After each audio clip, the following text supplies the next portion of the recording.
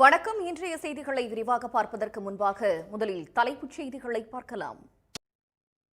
சேலம் பெரியார் பல்கலைக்கழகத்திற்கு வருகை தந்த ஆளுநர் RN ரவியை கண்டித்து தமிழ்நாடு மாணவர் இயக்கங்களின் கூட்டமைப்பினர் 1000க்கும் மேற்பட்டவர்கள் கருப்பு கொடியுடன் போராட்டத்தில் ஈடுபட்டனர்.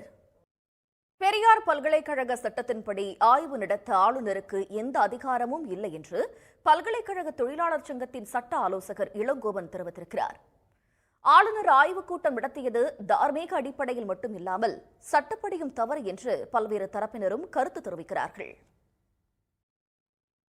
புதுச்சேரியில் இருந்து லாரியில் ரகசிய அறை அமைத்து கேரளாவிற்கு கடத்தப்பட்ட 6000 லிட்டர் டீசலை போலீசார் பறிமுதல் செய்தனர். புதுச்சேரியை விட கேரளாவில் லிட்டர் ஒன்றுக்கு 13 ரூபாய் அதிகம் என்பதால் டீசல் கடத்தல் தொடர்கதையாகி வருகிறது.